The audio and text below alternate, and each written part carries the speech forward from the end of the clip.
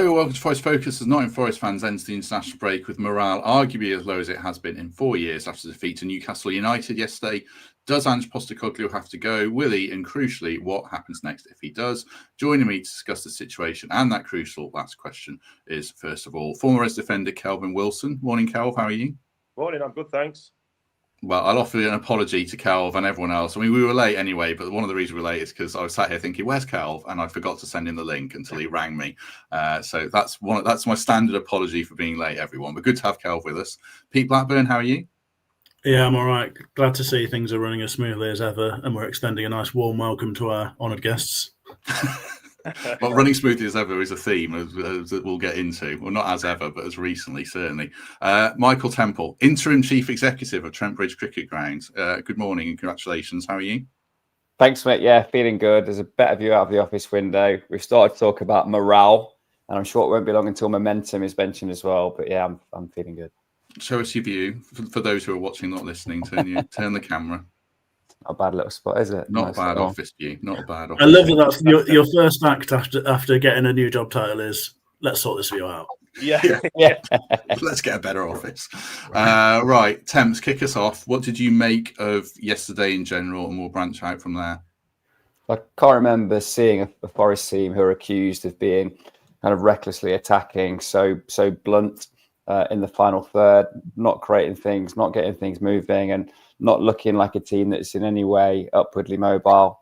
It's hugely concerning for me that so many players that we absolutely banked and relied on last year find themselves woefully out of form, and the manager that can't get a tune out of them. It's the second time in his Premier League tenure that he's deployed a back five. That's probably a sign of where we're at. There was a need to shore things up and try and look more solid than we have. And I think it's fair to say defensively, there were shoots of that first half, but it was at the expense of any kind of meaningful threat. And if it wasn't 2 weeks ago, now it certainly feels like a crisis. Does it all feel, I mean, this is probably a wider question, Pete, but team-wise, does it all feel a bit desperate yesterday? It felt like a plan to get a point that, on another day, I suppose another day it might have worked, but is it symptomatic of where we are at as a team right now that we're trying to go about it this way? It is, although I think there's sort of a harsh reading in there in a sense, isn't there? Because I think under previous managers, we wouldn't have had a problem with seeing that sort of lineup to go to Newcastle and try and get a point. And indeed, we've done that sort of smash and grab job on many occasions. I mean, the problem really is that the wider context feels like it's a manager sort of scrabbling around desperately to try and find a formula that will bring something. And also that I don't really know if you can pull off a game plan like that when your key players just seem so devoid of confidence in those rare moments where you might be able to do the grab part of the smash and grab. When we've been able to perform like that previously, we've had a Chris Wood on the absolute peak of his game who, ball falls to him in the box and more times than not he takes it. He takes the chance. Right now, that's not really where we are. I don't want to be too harsh in terms of that sort of team lineup and the way they went about it. Personally, I was sort of, before the game, I was a mix of sort of impressed by the pragmatism that we didn't think was really there, but also slightly concerned that perhaps we've already given up on the whole point of the Ange project. So I'm not really sure where I stand on that, but I think if it was another man making those decisions, we probably wouldn't be too harsh about it. And there's a sort of narrative set in train here, which I think might be the theme of the podcast, to be honest. Yeah, I mean, I've said this to a couple of people. I feel like we can't batter him for wanting to be more pragmatic. Then he picks a pragmatic team, we batter him. We probably have battered him if he picked an attacking team and we'd lost the game as well. So it's a bit symptomatic of where we are. In terms of players, Kelv, in that dressing room right now, is a chin's on the floor? Is it desperate stuff? How would you be, or how do you imagine they are going into this international break? Yeah, I'd imagine the rock bottom, to be honest with you. I think watching the game, it looked more like hope. The players didn't look like they was expecting to win or getting anything else. I felt like, and I've been in a team like that, just going into a game thinking, let's just not get battered. And that's what it seemed like to me. It seemed like players going forward, there was just nothing, no existence. Defending, yeah, it was better, but still, it's going back to would change the style. The players not really adapting to it, or the players that can adapt to it. Well, the professional footballers should be able to. It's the same. I know we're not talking about Man U, but it's the same with Man U. They keep going on about changing the style of play. Have you got the players? I mean, if you're a professional football player, you should be able to adapt to it. You know, he's not asking them to do anything that they can't do. They can run. They're fit. So, changing the style of play, it's a bit soon, obviously. He's only just come in, so he needs to get his points across. But I just feel like the confidence has been zapped out of the old club. I just don't feel it's with the players. I mean, you look at Ange on the touchline. I don't know him personally, but I'm sure he's got a little bit more life about him when he's winning, because at the minute, even from the start, it's like you can see inside his brain and he's just thinking, let's just not concede too many. You know, I think if they lose 1-0, I think that's a little bit of, not joy, but it's like, oh God, at least it's only one kind of thing. And it's sad really for where we've been and the players that we've got and the investment that the chairman's done with the players that he's brought in. But yeah, it's just confidence is just lower than a snake's belly at the minute, and you can see it from a mile off. What is that? Oh. Sorry. I said to Pete, so what's that email alert? He said, I'm turning off all my system sounds. Now he's getting a Teams meeting. I'm not even logged into Teams, but someone's trying to make me do some work. Oh, it's a terrible, terrible moment. But let's pick up on one thing that Kelv said there, Temps, around Ange and his body language. And again, it seems like people are going to be annoyed at him no matter what. But he wasn't mumbling in his post-match interview this time, but he did make it quite a lot about himself. Some good quotes if you're a neutral and if you're a journo, but Forest fans don't like that. You know, people have gone up there and spent 200-300 quid, and he sort of doesn't feel like he's embracing the situation and paying respects to fans. Do you think he's not playing a smart hand in the media to buy himself more time, or does it really not matter what he says now? Well, every manager is different, but aside from the solace of the dressing room, there's a camera on you at all times on a Premier League match day, and you have to be aware of that. It's about how you dress, how you act, the body language, the manner in which you hold yourself in press conferences, the manner in which you're seen interacting with people.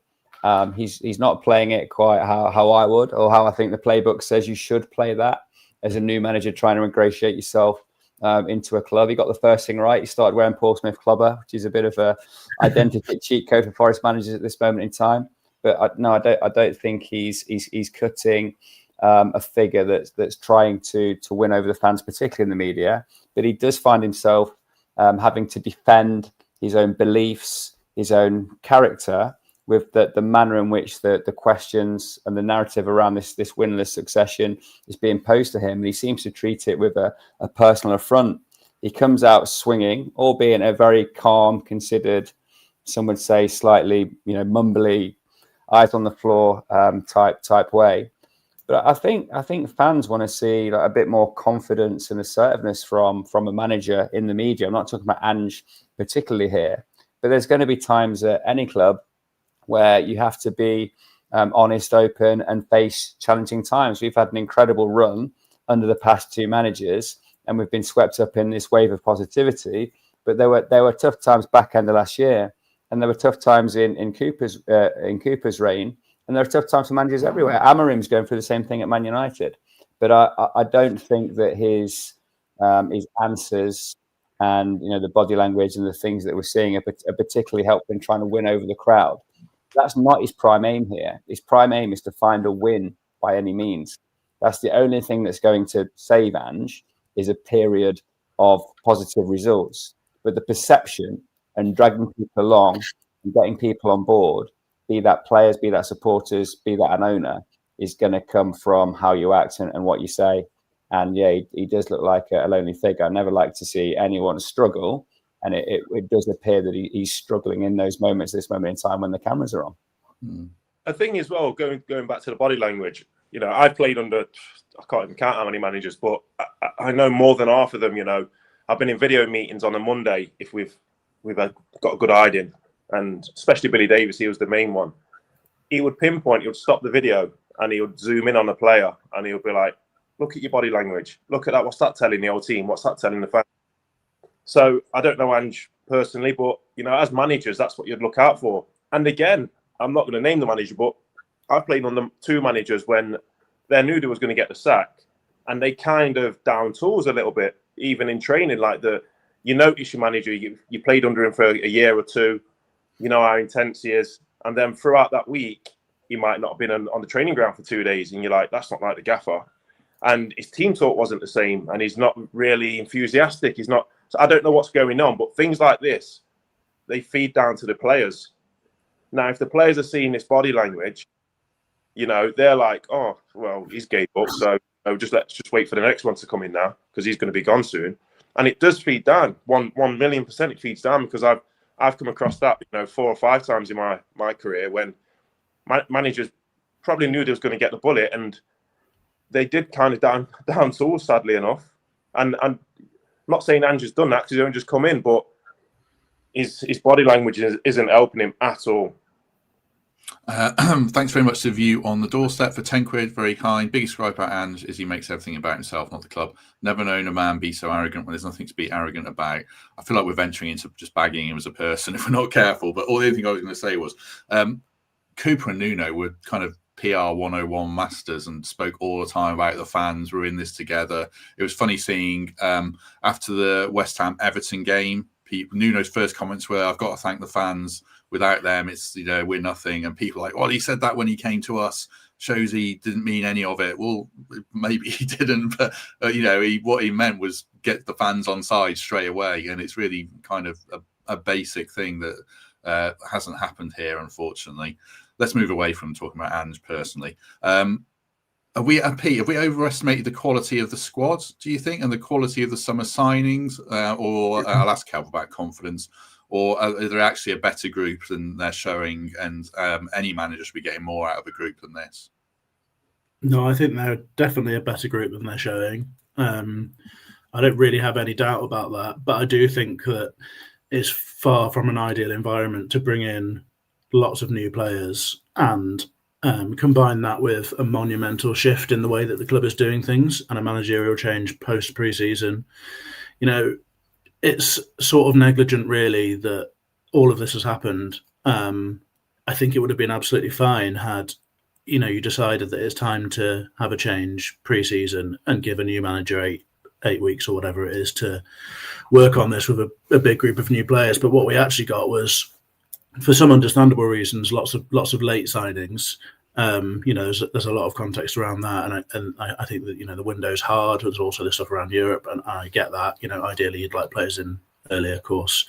Sometimes you can't impact that necessarily, but to have such an enormous shift in style and to try and do that on the hoof with 2 games a week and without any pre-season to work on it, I just don't really understand how that was ever going to work. And it's exactly what I said. I think the night that we did that late night podcast where we were talking about Nuno going and what was going to happen next, and we knew Ange was coming in, and I said, look, I think this is an extraordinary gamble, and it's a real worry for me, because I just think it's so clear that that's not the sort of the professional, the clear, the right way of doing things. You need time to implement such drastic change, and now we're in a situation where time is incredibly unlikely, because if anyone who was there on Thursday night, that left a real impression on me and left me very, very worried about the environment in which the manager's operating and trying to turn things around, because this is a fan base who've turned like they haven't for a long time, and things were pretty nasty and pretty toxic. So how those things change now in that environment, and with so much pressure on every next result, given that we've had 7 and come back with pretty much nothing, is a real concern to me. I think it's just a really bad time to make so much change. You should never really make so much change in football anyway, I don't think. I think gradual and carefully implemented change is the way to go. But if you're going to make big change, it's got to be pre-season. And I think that's reflecting on what we're seeing on the pitch and the players' lack of cohesion and lack of confidence. It just doesn't take much, I don't think, does it, for a player like, pick out a Backward, for example. He has that first game against Swansea and has a couple of little moments where you think, wow, there's there's the sort of things that we were hoping to see from a really bright, talented young player. But that stuff seeps out and leaks away so quickly in a team that is really, really struggling, is under the cosh and the environment's negative and all that sort of stuff. So I don't blame anybody for that, really. I just think the circumstances are absolutely dreadful. And I'm pretty worried about it, to be honest. We'll come on to Ange, obviously, and what happens with him next. Just on the senior players, the established players as well, Kelv, they're not in good, a good run of form either. I mean, Morgan is a shadow of himself. Chris Wood is very up and down. Even Elliot Anderson looks absolutely knackered to me. I mean, that giving that penalty away, Kelv, is that a symptom of tired body, tired mind as well when it comes to senior players? Yeah, without a doubt. I think I agree with you with Anderson. I think he's a little bit burnt out. I know it's early on in the season, but he's played a hell of a lot of football, with England and obviously the European games. I'm Morgan's biggest fan. Every time I come on, Morgan Gibbs White, I'll say how good he is. But yeah, I agree. He's massively out of form. I know we're not onto the goals yet, but the first goal, I don't know what he's trying there. But I just think with senior players, you need them to grab the dressing room and give it a little bit of a shake. You have your private meetings as well as players. We did. Chrissy Cohen, Andy Reid used to, shut the door and say, right, lads, come on, what's going on when things weren't going right. I obviously don't know what's going on. I'm sure there will be players doing that. But as well, usually when that happens, the lads that do that are the lads that aren't massively out of form, that they have to have a little bit of substance behind them where they can back up what they're saying, like, come on, everyone needs to pull in, come on, pull your socks up. And at the minute, I don't know who will do that at Forest. I don't know what player can really go and, say, come on, I'm performing, everyone else jump on the bus kind of thing, because everyone's kind of out of form. It's really strange how so many players at once can be out of form. And I do believe, and I've been there, I do believe, and people say it shouldn't matter to the players, your players. It comes from the old club. It comes from when the club's a bit of, it's not a mess, we're in a good place, but in the sense of, managers coming and going and what's gone off with Nuno and things like that, it is a little bit of a mess. And players, you do get down from it. You do think, oh, look how good we were last season. Everything was perfect off the pitch and we just performed on it. And now there's so much noise off it. And I've said it before on this podcast. The season last season, there was no noise off the pitch, apart from towards the end of the season when the owner came on the pitch and he was having a go at, I don't know if he was having a go at Nuno or the ref. That was the only bit of off the field noise. And look what happened. It was just great performances. I'm not just saying that's the only reason for that, but as a player, it definitely helps. You're at a club that's settled. You're not getting the cameras down every day because something negative's happening, and you're just getting on with your job. You don't feel under pressure. Your club you don't feel like you're under the microscope kind of thing. You just kind of get on with it, and you're ticking off games. But I just think they've got more things to worry about than just football at the minute. I suppose when you look at players who are actually in any kind of form temps, it's, to me, Nico, Morato, Anderson has been really good until recently. Probably Milenkovic as well, but they're the kind of quieter ones who aren't necessarily dressing room leaders, so they're not the ones who are going to go and grab people by the neck, I imagine, as well, aren't they? Yeah, exactly. Nico and Milenkovic being informed gets us to the start line. We come to expect that. They're those figures of solidity, the foundation, the base. We need Morgan Gibbs-White and Chris Wood to be grabbing games by the scruff of the neck because they've got the experience and the ability to do so. I will still heap the superlatives on Ando. Whilst he's having to start every single game central midfield and put in an absolute shift, his personal highlights remain really, really strong. Aside from that kind of lazy tackle, giving the penalty away yesterday, I think he's a truly exceptional player. And to keep players like that, we need to show perpetual development and not be bobbling around in the kind of middle bottom third of the Premier League. I think that the two people, to your point, who can galvanise this and turn it around, and they're not. I don't think it's particularly an extrovert dressing room at Forest, but there are plenty of people that can lead by example. And Chris Wood's the perfect advocate for this. He doesn't strike me as kind of an Ola Aina type, cheerleading in the dressing room, getting the atmosphere going, keep people laughing and bubbling away. But last year, for the past 18 months, he's led by example week after week after week. how to prepare, be committed, and make a difference to your football team. And there's another player that's had a bit of a journey in trying to win everybody over in every club that he's had to move to, proved himself, become established, and absolutely flown. Now he's having a difficult and troubling patch. But if we were to beat Chelsea, and Morgan Gibbs-White was to assist Chris Wood, and we found ourselves winning one against the head, you've got something to knuckle into, to trust, and to move forward with. I think we've said before that when you still have a manager who's experimenting with formation, with tactics, with selection, that the buy-in is not collectively there. Players aren't daft at all. They want to believe in something they've seen. And if a particular selection and formation worked, the boys that are left out understand. The boys that are in are motivated to keep on pushing. But it starts with a win, and because we haven't seen one, I don't think that collective belief is there. I don't think the manager believes that the things he's tried so far are the solution. The players certainly don't. And my worry is now you'll start to have that fractious feeling between those in the team and struggling, those out the team thinking they should be in there having a bit of a go. And this was totally absent last year when everybody backed, trusted, knew, understood the system and the selection and why it had to be. So I'm concerned about that. We're not going to see an unchanged team against Chelsea. I think we're going to see a different shape and different personnel. And this search for the winning formula goes on. But it can be buoyed and accelerated by players like those I've just mentioned, getting hold of themselves, addressing their personal standards, and finding a way to win a football game for Forest. As Dean says, there's actually almost 600 here now, which is great. Do us a favour and hit like if you haven't already. One more about players before we get to Ange's future. But before that, a quick word for the Trent navigation and happier times on match days. Hey up me duckies, a quick rundown of match days at the Big Shed. We're open from 10, serving full English breakfast, teas, coffees, and believe it or not, beers. Father's Footy Quiz is followed by the lunchtime kickoffs, and the outdoor kitchen is fired up from midday, serving sourdough pizzas, burgers, hot dogs, pies, and sausage rolls. Lovely. Pints start at £4. We have a great selection of cask ales and lagers to lubricate the vocal cords for a bit of a sing-song before the game.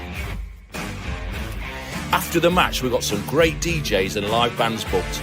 So get your send down to the Trent Nav. Win or lose, we're having a booze. And if we draw, we'll have some more. Can I say congratulations to Dave Willens' daughter for her wedding? Dave runs the Nav, so it's his pub. So congratulations. For some reason you were there, Temps. I assume you were invited. I was hoping Fathers would be there, give me some team news and a quiz, but no, it was just a lovely occasion. So congrats to Abby and Sam and to Dave as well. Yeah, congratulations to all the Willens family and the Sam family. I'm not sure the surname, but well done to them. One more, Kel, before we get to Ange and what to do with him. Is this a different picture with Aina, Murillo, Louise, and Zinchenko in the frame? Are they four big cogs that would make it better, or does it just look too broken to you regardless? No, without a doubt, they'll make it better. Without a doubt, I think Aina's been a massive miss, and it's so strange to talk about a fullback to be such a big miss, because you probably think that's the easiest position to cover. You could put anyone in there to kind of just tick over. But when you rely on your wing-backs, your full-backs, wing-backs, whatever you want to call them, so much like we did last season, not that we relied on them, just that they brought so much to the team, I guess. You can tell how much you miss them, So I think he's for me, been the biggest miss. I think Murillo, again, I'm a fan of Murillo, but I'm not going to say he wasn't injured in midweek, but he looks like he just threw the towel in. He looked like he just had enough of it, and I think the camera went on to Ange as well. I was watching it, and he was shaking his head and threw his arm up to say, I'm not having that. So that's, again, where's his head at? Is he this is the first time he's going through a bit of a bad spell in his career as a young lad. It's how he responds to it, and I didn't like that. I'm not going to call him a liar, not at all, because I've been there and had injuries. But I just thought that, sometimes some lads, when the going's getting hard, they don't want to dig in. And I'm not going to accuse him of that, but it didn't look good, especially with the manager. Again, body language, throwing his arms up. And couldn't read his lips, but he was saying something that he wasn't happy about. But yeah, on his day again, he makes a massive difference. So the players that are missing, of course, you know, they'll make a massive difference when they come back into the team. But like I say, my main one, which surprised me, is Aina. I just think the balance with the fullbacks when Nico's on one side and he's on the other, you know, it just brings a lot of stability and a massive attacking threat for us, which, again, I'm surprised it's highlighted more when a player's missing. Just a wider question then, not aimed at Murillo specifically, but in your playing career, you've seen players who you think probably could tough it out when things are going well, but don't when the chips are down in general. You've seen that then? Absolutely, yeah. Absolutely. Not naming names? No. Not naming names, but yeah, absolutely. And now, not just at Forest, at every single club I've been at, every club. And it's funny though, because when that's happened at clubs that I've been at, as a team, you talk about it. Not being, you know, sly or two-faced. You do talk about it as players, and you can see, you know, you can see and you talk about it, and you lose not a lot of respect, but you lose respect for that player because you just think, oh, you want to only be involved when it's all right. You can play, you can do this, you can do that, and so yeah, it happens. But like I say, I'm not pointing the finger at Murillo for that. I just thought, you know, with Ange and his body language when it happened, because like I say, I watched the game. The camera went on him when it happened, and he was nodding his head and throwing his arms up like to say he knew something that we didn't. And yeah, so yeah, when that happens, it happens in football clubs. You always get players that have got, we used to call them pea hearts, just a heart of size of a pea. You know, they don't really want to dig in. But I'm not saying that about Murillo, by the way, but I'm just saying it just didn't look good with the manager's reaction. Let's talk about Ange then. Pete, I did a poll for channel members, normally quite conservative. 58 said he should go. 32, if my maths are right, which is normally not, said you've got to give him time. I think it inherently goes against everything I believe and everything you believe in general terms to sack a manager after 7 games. But I remember you saying if it goes wrong against Midtjylland, it starts to feel like it's never going to go right, basically. So normally I'm sure you'd say you've got to give him time. But as I ask you now, do you feel like actually, regrettably, this has been a disastrous appointment and he's got to go and we have to make a change? I really wish I didn't have to answer this question. I feel that my sort of instincts that are kicking in and the feelings that I'm having are sort of anathema to everything that I actually believe about how things should be conducted and how football works and my understanding of how a club can be successful. As you say, the general principle is I don't think there's any doubt that it is mad and absurd to be sacking managers after 7 games.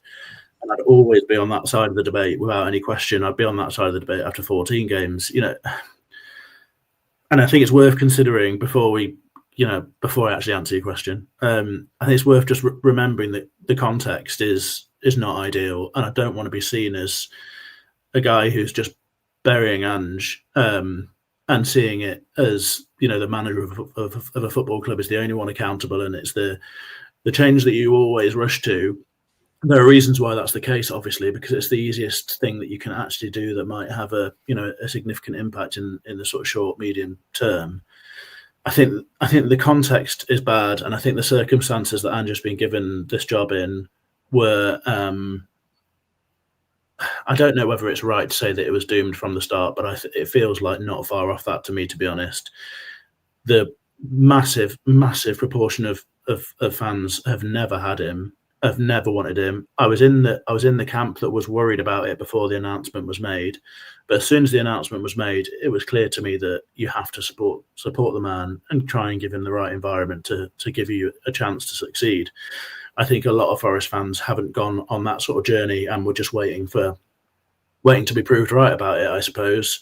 And I think the big thing that happened that, you know, we spoke after the Sunderland game and I was saying, look, you look at the data, it's pretty clear that what's going wrong right now is that we're just not taking the big chances, and that can be turned around. But the big thing that's changed in the time since then, and I can't believe I'm talking about, you know, the changes of the space of a week or what's happened in 3.5 weeks in total. It is frankly ridiculous that we're at this point and we're having to feel like, you know, these knee-jerk things are a real consideration. But Thursday night, as I said before, was dramatically problematic. I think I left that game feeling so despondent, and that there was very little hope for recovery in this situation. And it wasn't about the performance as much as the wider situation and the fans' reaction. To be honest, the performance was incredibly poor, but I could have overlooked that, by explaining away certain moments in the game and that sort of thing. Although the set piece thing is like it's an absolute shocker, but the way that the fans reacted suggests to me that this is not an environment that is going to give the manager a chance to succeed. And I think it feels like a pretty grave error in hindsight. I think the appointment itself feels like a grave error, but the timing of it feels like a grave error. To try and make so much change in such a small period of time feels like a grave error. And I'm now at the point where all of my normal principles about football and how things should be done, how people should be treated, are being very much challenged by my fear of what could happen here. And I think sometimes you have to be decisive and probably go against the way that you would like to behave, because the future is concerning. And I think the bigger picture here is that this is like a real potential turning point for Forest, because this was supposed to be an enormous season, right? This is the season after our best for so long. It's the European journey. It's hard. There's so many games. We've done so much recruiting. We've spent a lot of money. The finances are now on an absolute precipice, and relegation is more of a disaster now than it ever has been for Forest in the past. And I really do fear that if this is left much longer, the stuff that you're seeing from the players that Kelvin's talked about so well, the fact that they just look so flat, and that we've got a manager who doesn't look anything like the Ange Postecoglou that arrived in the Premier League. He's not gregarious. He's not as charismatic as you liked. He doesn't feel like he's really tried to take anyone on the journey with him. And some of these things are small criticisms, but it's all coming together now into this one big problem that I'm really struggling to see it turning around. I mean, the next game, even sort of regardless of the opposition, it's another home game where if it doesn't start going right very quickly, it's going to be nasty again. And that's just no scenario in which you can ask someone to try and perform and ask players to try and perform.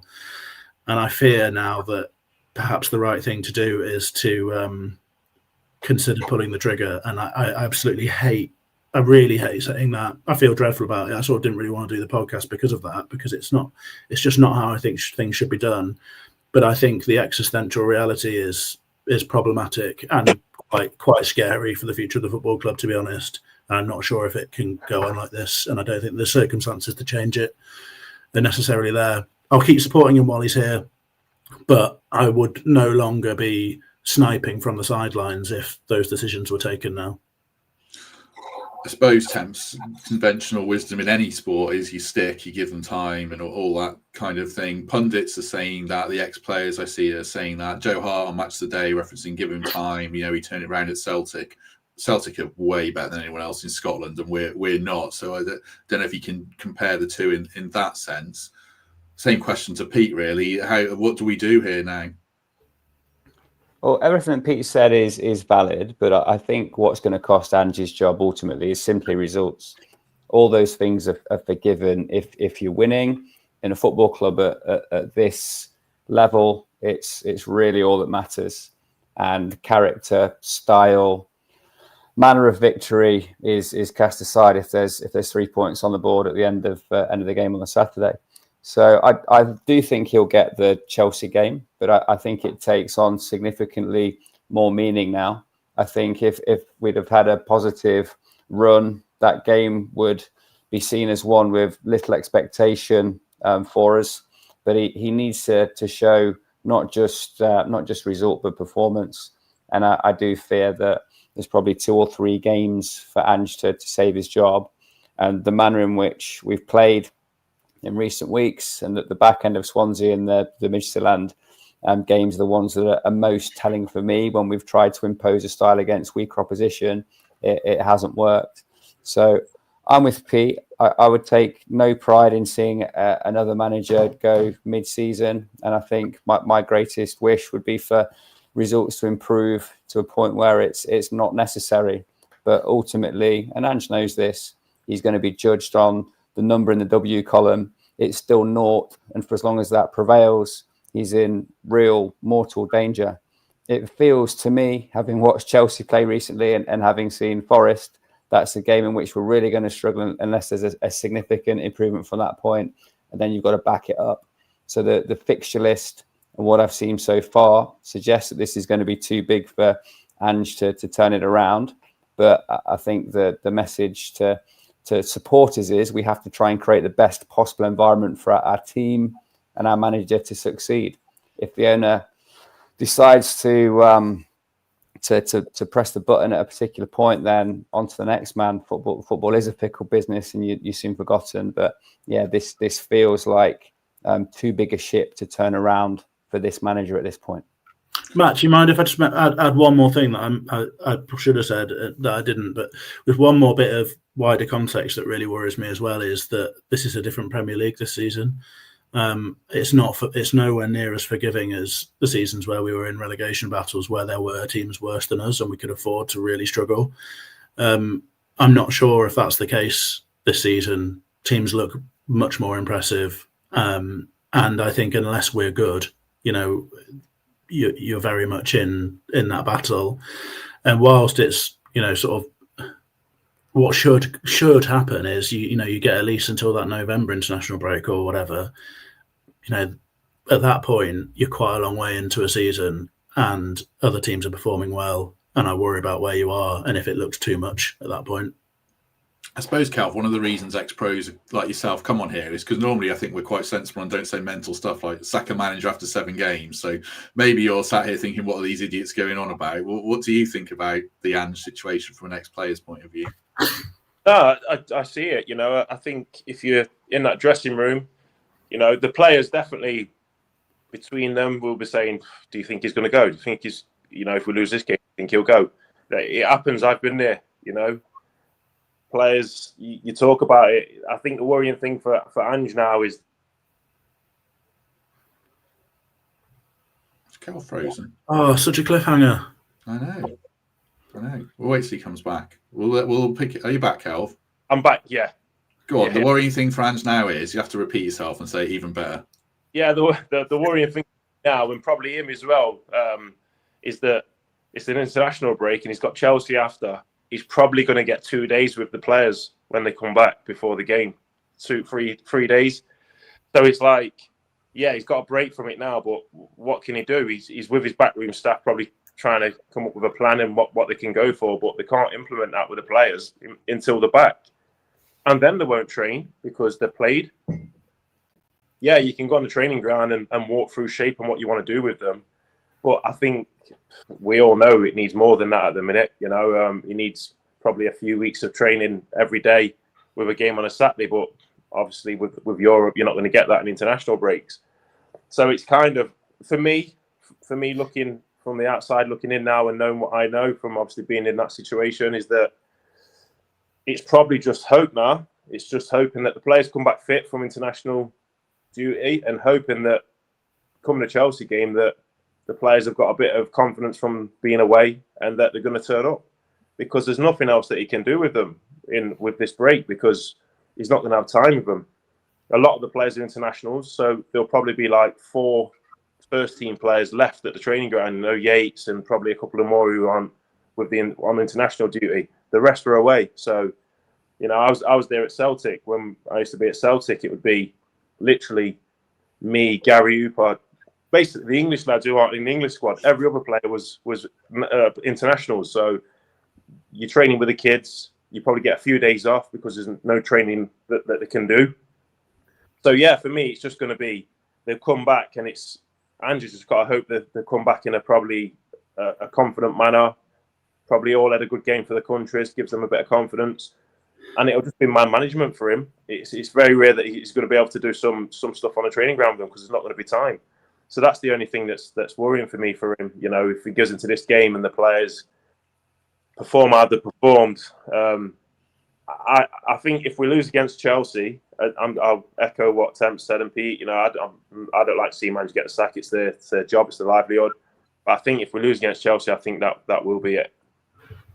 I suppose, Temps, the other side of the equation is Marinakis must be on the phone to people if he's not already saying, well, you're interested in the job, and you need the right person to say yes. Otherwise, it's almost not futile. Well, maybe it is futile making a change, but you're sort of out frying pan into depressing fire, aren't you? Yeah, there's one in reception while the man on the way out is being spoken to in the boardroom, right? We've seen this a lot of Forest, and I quite like it. I like the fact now that we don't have these periods of interim manager. He is very decisive when he makes these calls. And I think that's the button he presses before the big red one, right? Is it time to sack him? No. Is it time to go and sign out who's out there?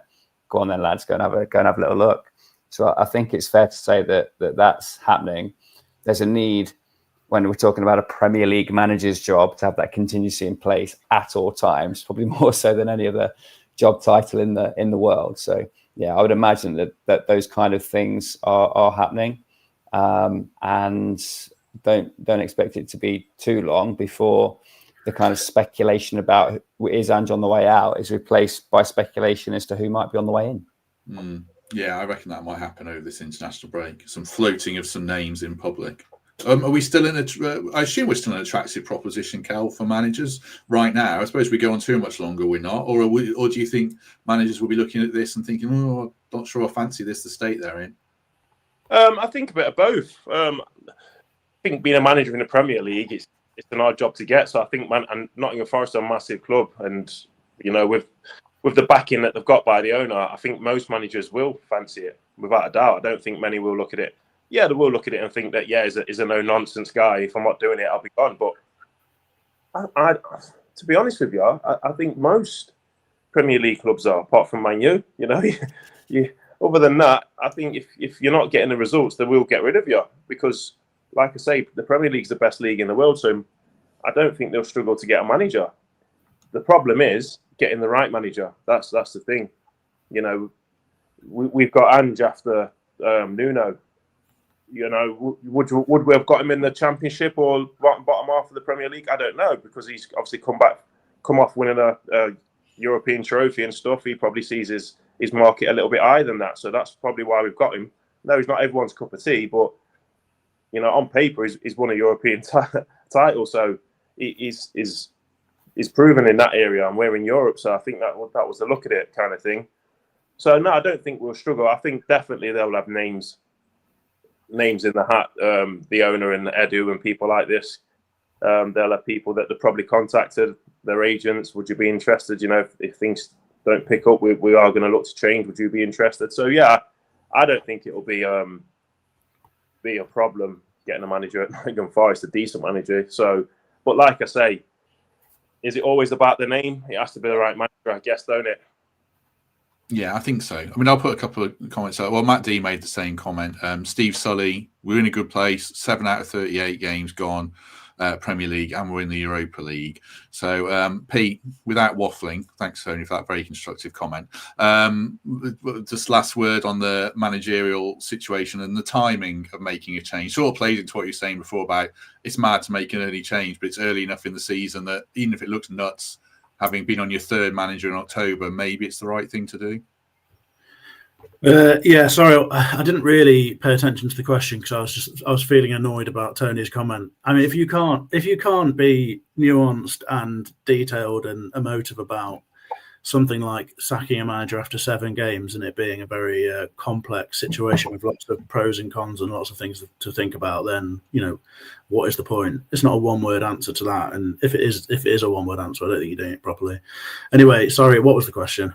Timing, like as Steve said, and Kel said, we're an attractive proposition. We're early in the season, so on paper it's nuts to make a change, but do it while we're in not a catastrophic position in a lot of senses, rather than let it drag. Or Ange turns it around, like Temp says, we beat Chelsea, and then it eases the panic, and you can get through this season and not have to be in the massive stressful situation we're in now. The power of one win and all that kind of stuff. Well, I think instinctively, I don't think it makes much sense if you're at a point where you're saying if he doesn't win the next game against Chelsea, who are in the best 4 teams in the country, then he gets sacked.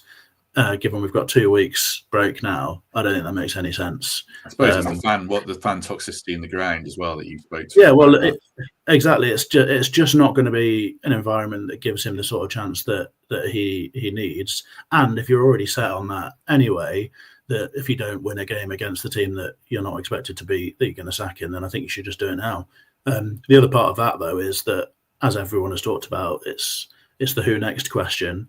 And I agree with Temps that whilst it sort of feels a little bit not desperately kind or whatever, the ruthlessness of having the next man ready to go is a much better way of running the football club than what we've had in the past, where we sort of flounder around for ages, or Gary Brazil has 10 spells as interim manager or whatever, because it doesn't really get you anywhere, does it? And everyone knows that there's a sort of treading water going on there. So yeah, I think if you've made all those decisions and you're putting that much pressure on the Chelsea game, then I think you should do it now. If the circumstances are there and you can find someone to do it. And I think for me, the situation is exactly the same as it was the night that we sacked Nuno. And I would be, if I was Mr. Marinakis, I'd be going in person to kidnap Marco Silva from Fulham and give him anything that he wants, because at this point, having a dead cert, which is as close to as possible in terms of Premier League experience, having done it all before, getting slightly more out of a squad than the sum of its parts, being a sort of gentle progression from Nuno, but playing a similar sort of system and something that players will be familiar with, but perhaps with a bit more progression or a bit more freedom. I thought before that was the obvious choice, and that given everything going on around his contract with Fulham and him clearly not being desperately happy about things, that hasn't changed for me. I don't think it's easy, and it's not a simple solution, because clubs don't want to let managers go. And also, the manager might not want to do it at this point, because it is moving from relative stability to, a club that's in a period of real change and, is on the precipice a little bit. But I'd go hard and big charm offensive, big bags of cash, whatever's required to try and get that one done. I know that Marinakis doesn't do this. He doesn't pay money for managers. But I think circumstances are different right now. I think that we could find ourselves at real threat in the not too distant future. And now is the time to put all those sort of principles aside and pay the £5 million or whatever it needs, because it pales into insignificance in terms of the wider finances. I think, sorry, I think with the thing that you said, Pete, about if it's all depending on the Chelsea game, that don't make sense. I think the only way that you look at that, and I think they might look at that, me as obviously being an ex-player and looking into that and probably putting my hat on as in a coach or part of the board or whatever, we're 7 games in. So what, 12, 15 games ago, we was toe-to-toe with Chelsea. We even played a game where whoever won was going into the Champions League, basically. So I think that game will maybe show the owners, or he wants to see where we're at now. Because if we go into that game and we absolutely dominated and, we lose by a stupid score, touch wood, that don't happen, he will see and it will be like, wow, we're that far off it now. It was only 12 games ago that was toe-to-toe with them. So I think that might be a thing that they might look at, why they think, right, Chelsea, perfect game. We was toe-to-toe with these last season. Let's see where we are now. Let's see if there's any improvement with Ange being here. Is there any light at the end of the tunnel with a performance against these? So I think there'll be little things like that we're looking at, I think, I think you make perfectly really very good points, and clearly are a much better place than me to have an opinion on any of this sort of stuff. I think the only thing that makes it a bit different for me in my head is the sort of wider atmosphere stuff. And Thursday was unreal. I honestly, I can't remember experiencing anything like it for so long at Forest. I'm not even sure if it was ever that grim, in the sort of Megson times and all that sort of stuff. It was more just apathy and grumbling then, but this was sort of real anger and there's a sort of nasty vibe about it. And I just wonder if is there any point? Is it a fair test to to set up any of that stuff. But anyway, I think you make perfectly good points, and I don't have any great conviction in my own opinion. It's just sort of instinct. Let's talk a little bit more in the last 10 minutes about yesterday's game and a few key incidents, then we'll wrap things up. Just for that, a word for global telemetrics, and then we'll be back with Temps. I'll ask you if you thought we were absolutely dominated or not in that game. So form some thoughts, and then you've got 47 seconds. Good afternoon, ladies and gentlemen. Global telemetrics repatriation team deployed to a stolen vehicle this afternoon. In the past 30 minutes, reactivation. This vehicle that in front of us was taken by means of burglary a couple of nights ago. The owner was only made aware of the tracker being equipped on the vehicle and it's been reactivated.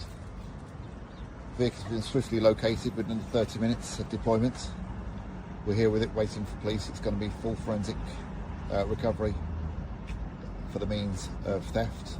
Bearing false plates, got some damage, but I'm sure that the owner will be relieved that he's getting his asset back. It pays to invest in security. Protect what's yours. Global telemetrics. Thank you very much, Global Telemetrics. Appreciate the support as ever. 700 plus people with us. Do us a favour and hit like if you haven't already. Temps, Kelv spoke there about going toe to toe with Chelsea, where we were versus where we are, and if we will we get dominated in that game?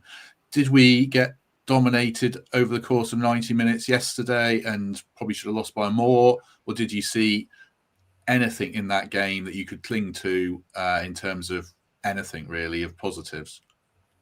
I was clinging. I'd say in the first 45 minutes, we kept Bruno Guimaraes and Nick Waltemada quiet, didn't we? But as soon as those two came to life, they turned the game. Waltemada's finished one of the best penalties I've seen in a long time, and Bruno is a class act. The manner in which he finished that goal, having, I think, legitimately won the ball from Morgan Gibbs-White, was true all-round contribution from a leading central midfielder in the Premier League, and the type of performance that you need to grab a game by the scruff of the neck and make something happen for your team when the chips are down. So yeah, we throttled them a bit, so we nullified them a bit. It's a better word in the first half. Second half, those two boys turned it on, and yeah, we came unstuck. Chelsea will be aware of that and be saying the same thing. Let's have our big players get hold of this by the scruff of the neck and impose them early on, because once the floodgates open in the second half in terms of chances, we did look particularly brittle. The lack of awareness from Morata in bringing that ball down in the box, a couple of other saves from Matt Sells too that rescued us and flattered the scoreline a little bit. So yeah, you've got to dominate. You've got to do that for 90 minutes if we're going to talk it up as a positive, because when those boys turned it on second half, there was only one winner. What about the first goal, Kelv? Morgan felt it was a foul. Well, firstly, did you think it was a foul? Absolutely not. No. You've got to make a tackle. He's made a tackle. He's not. Yeah, it's not a foul. It's not a foul. If it was against us, I'd be saying the exact same thing. It's not a foul. I just can't be biased just because it's Forest. It's not a foul. I think watching Morgan just recently, and he did it. Yes, he did it yesterday as well. But he did get a foul on the edge of the box. He's turned. He's done a Cruyff turn, and he's turned into 2 or 3 Newcastle players. But one's fouled him, and I even said out loud, I was watching it, I was like, he didn't need to foul him, because if he didn't foul him, 2 of his teammates would have picked up the ball. And I don't know what would have happened. It might have been another goal. But I think again, it's not something Morgan would do, taking risk. He didn't take a risk. I think it was the wrong decision. He's tried to nick the ball around him and go on, but obviously Bruno's tackled him and gone through and he's put it in the top corner. But no, it's not a foul. It's not a foul at all. But like I say, I think with Morgan, when your confidence is a bit low and when things aren't going right, sometimes you just got to do what you're not used to doing. Where Morgan wants to keep the ball and do things tidy all the time, I get that. But when things aren't going right for you, sometimes you've just got to, for example, just turn it, put it into the corners. Don't take a risk. Don't take a risk when it feels like everything's going against you already anyway. And I think that comes with experience. Morgan's an experienced player, but obviously he's still a youngish player. He's still got a lot to learn. So I just think that comes with experience. If that was someone like Roy Keane, for instance, he would have either gone and absolutely smashed Bruno as well, so it's a 50-50 tackle, or he'd have just hooked it onto the forward man. It's experience. It's not just a lump in the ball. It's just putting the ball into an area. And I think that Morgan just doesn't see that at the minute. He's still, as a player, because he's so technically good, I think everything that he does, he wants it to be kind of like an 100% pass rate or a good trick to get out of it, instead of sometimes just put it in the air, just get rid of it kind of thing. Would you take the captaincy off him and give it to Milenkovic, or is that sending the wrong message and makes him even worse, do you think? Does that come down to the individual, Kelv? Yeah, I think so. I think it's just personality-wise. I think if he took the captain's armband off it, I don't know him personally, but, you know, I think that would be like telling him, listen, you're playing shit, I'm taking it off you. You know, I think that's the message that you get as a player, especially if it's when you are going through a bad spell. I think if you're going to do that, you do that with a player. Either even when a player's playing well, you can take the captain's armband. It doesn't have to be captain material. You know, it depends what kind of captain you want. What kind of leader do you want? You know, do you want a physical, loud one, or do you want someone who just is quiet and goes about his business, but is a 8, 9 out of 10 every week, but he's not a screamer and shouter? Or do you want that screamer and shouter who's going to rattle someone's cage and he knows what to do with his players on the pitch? So I just think if you took the armband off him now, I think it would be the wrong message. You know, I just don't think that would be the right thing to do. But I don't see, personally, I don't see Morgan as a captain. I wouldn't see him as a captain. For what I like as a captain anyway, if players that I've played under, it's been captain, you know, Scott Brown, an absolute Roy Keane kind of type player, you know, tactical, leads by example on the pitch. Chris Cohen, same, might come across quiet, but Chrissy Cohen's very vocal. So these players, I don't know if I see that with Morgan. But again, there's no preference. It's just, you know, it's personal preference, shall I say. And I just don't see that oomph as a captain for Morgan. Looking at maybe one positive then from the game, we've got an experienced former player, veteran former central defender to talk about in this area. Michael Temple, what did you make? I gave it away by laughing. Michael Temple, what did you make of Jaya Cunha? And were you a centre half, or are you a centre half?